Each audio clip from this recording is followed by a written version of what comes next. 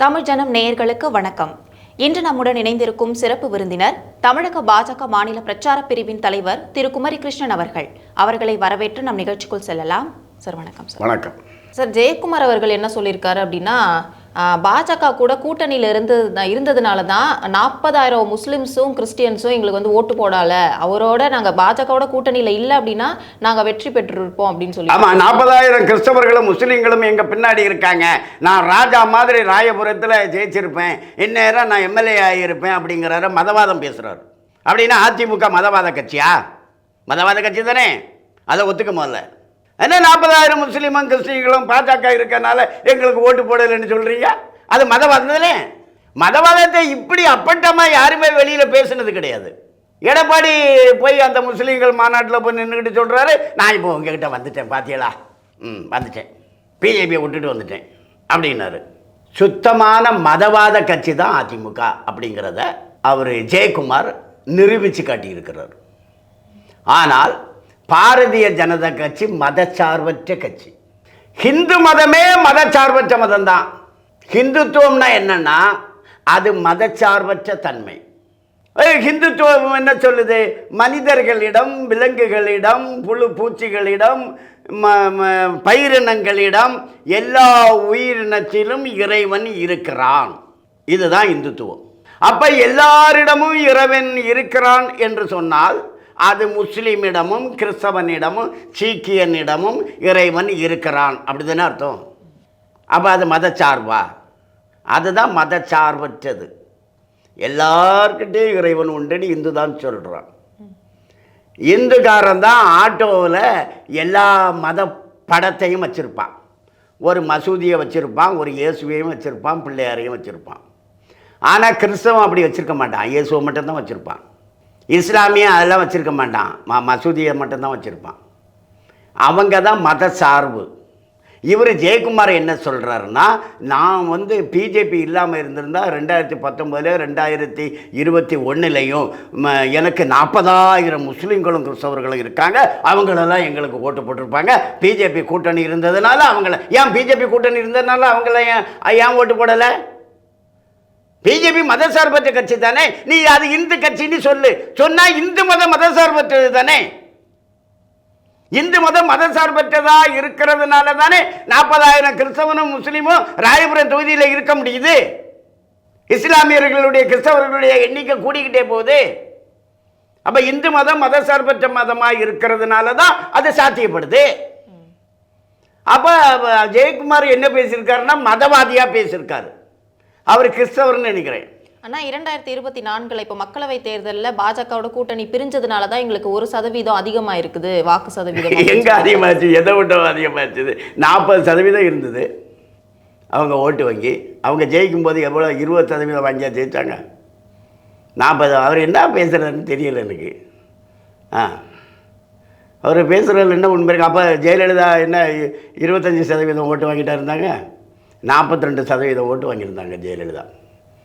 இப்போ 23 ஒரு 6 கழிச்சிடணும். அது தேமுதிக ஒரு 5 கழிங்களாம். அப்போ 18% தான் வாங்கியிருக்காங்க. நாம் பிஜேபி 18.5% வாங்கியிருக்கு. அதிமுக 18% தான்.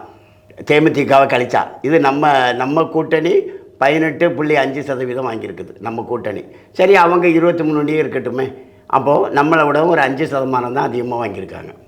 நம்மளை விடவும் அவங்க 42 43 வாங்குறவங்க.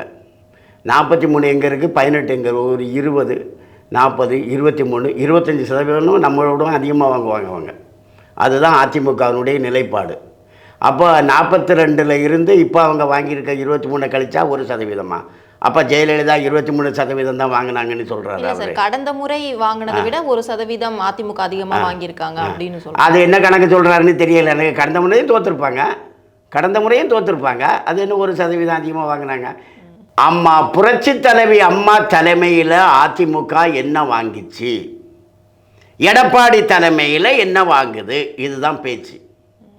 அங்கே 42%, இங்கே 20% குறைஞ்சி போச்சு. பாதிக்கு பாதியாக குறைஞ்சி போச்சு.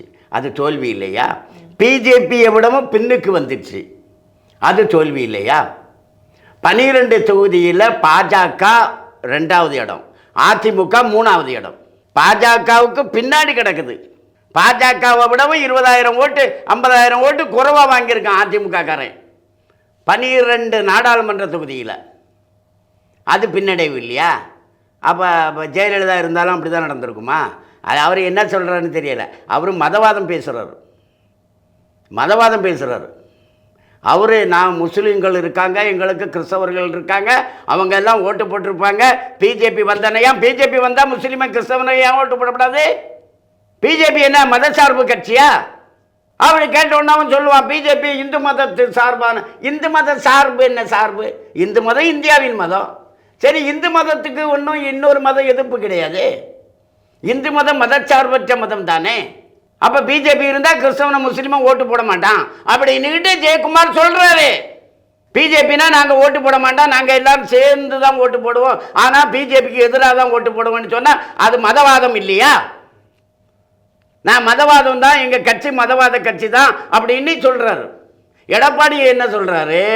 அவர் ஒன்று சொன்னார், கோயம்புத்தூர்கார் வேலுமணி ஒன்று சொன்னார், இவர் ஒன்று சொன்னார் ஜெயக்குமார். எடப்பாடி என்ன சொல்கிறாரு? ஜெயக்குமார் சொல்கிறது தான் சரி, அதுதான் என்னுடைய கருத்து அப்படிங்கிறாரு. அப்போ எடப்பாடியும் மதவாதத்தில் இருக்கார், ஜெயக்குமாரும் மதவாதத்தில் தான் இருக்கார். அப்போது இப்போது படுதோல்வி, அப்போ ஜெயலலிதா படுதோல்வி தான் அடைஞ்சாங்களா? 3 முனை போட்டி நடந்தாலும் 4 முனை போட்டி நடந்தாலும் ஜெயலலிதா படுதோல்வி தான் அடைகிறதா? அப்போ ஜெயலலிதாவுடைய ஸ்டேட்டஸ் அதுதானா ஜெயக்குமார் சொல்கிறது? தோற்று போகிற தலைவியா ஜெயலலிதா? ஜெயலலிதா இருந்தாலும் இப்படி தான் படுதோல்வி அடைவாங்கன்னு சொல்கிறார் அவர். ஏற்கனவே இப்படி தான் தோற்றுக்கிட்டே தான் இருப்பாங்கன்னு சொல்கிறாரு அவர். அப்படி சொல்கிறார் அவர். ஜெயலலிதாவை பற்றி அவருக்கு மதிப்பீடே சரியில்லையே. ஜெயலலிதாவுக்கும் அதிமுகவுக்கும் ரொம்ப வித்தியாசமாயிடுச்சு. இப்போது ஜெயலலிதா அம்மா நல்ல இந்துத்துவவாதியாக இருந்தாங்க, நல்ல தேசபக்தராக இருந்தாங்க. அவங்க அயோத்தியில் ராமருக்கு கோயில் கட்டலைன்னா வேறு எங்கே கட்ட முடியும், பாகிஸ்தான்லேயே கட்ட முடியும்னு கேட்டாங்க. 84ல் ராஜ்யசபா உறுப்பினராக இருந்தாங்க ஜெயலலிதா அம்மா. அப்போ ராஜீவ் காந்தி பிரதமராக இருந்தார். அவர் ராஜ்யசபாவில் என்ன பேசுனாங்கன்னா, எப்போ இந்த 370 நீக்க போகிறீங்க, ஜம்மு காஷ்மீரை எப்போ இந்தியாவோட இணைக்க போகிறீங்க அப்படின்ட்டு ராஜ்யசபாவில் பேசுனாங்க. இப்போ அதிமுக காரன் அதை பேசுவானா? 370 நீக்கினது சரி அப்படின்னு சொல்லுவானா? சொல்லலையே. ஜெயலலிதாவுடைய பேச்சு ஜெயக்குமார் பேசுவாரா? ஜெயலலிதாவுடைய வெற்றியே ஞாபகத்தில் இல்லையா அவருக்கு? ஜெயலலிதாவே 20%க்கு கீழே தான், தோக்கிற தலைவிதான்ல சொல்கிறார் அவர். ஜெயக்குமார் பேசுகிறது மதவாதம். அவர் என்ன சொல்கிறாரு? 40,000 பேர் முஸ்லீம்கள் கிறிஸ்தவர்கள் என் கூட இருக்காங்க, நான் மகாராஜா மாதிரி ராயபுரத்தில் இருந்தேன், இந்நேரம் நான் எம்எல்ஏ ஆகியிருப்பேன்னு சொல்கிறாரு. பிஜேபி கூட்டணி இருந்தனால அவங்கெல்லாம் எனக்கு ஓட்டு போடலைங்கிறாரு. அது என்ன? அது பிஜேபி கூட்டத்தில் இருந்தால் முஸ்லீமும் கிறிஸ்தவனும் ஓட்டு போட மாட்டானா? என்ன கருத்து அது? அவன் கூப்பிடுங்க அந்த முஸ்லீமையும் கிறிஸ்தவனையும். பிஜேபி இருந்தால் ஏன் ஓட்டு போட மாட்டான்னு வெளியில் சொல்லுங்கள். அவன் சொல்லுவானா அப்படி? அது எப்படி? பிஜேபி இருந்தால் ஓட்டு போட மாட்டேன்னு முஸ்லீமும் கிறிஸ்தவனும் சொல்லுவானா? ஜெயக்குமார் சொல்கிறாரு. அப்படி ஒரு மதவாத சிந்தனையே வளர்த்து வச்சிருக்கிறாரு ஜெயக்குமார். அது பெரிய குற்றம் அல்லவா? பெரிய குற்றம் அது. ஒரு மதவாதி, தீவிரவாதி, பயங்கரவாதிக்கு சமமானவர் ஜெயக்குமார். பல முக்கிய தகவல்களை தமிழ் ஜனம் வாயிலாக பகிர்ந்தமைக்கு ரொம்ப நன்றி சார். வணக்கம். நேயர்களை மீண்டும் ஒரு நிகழ்ச்சியில் சந்திக்கலாம். வணக்கம்.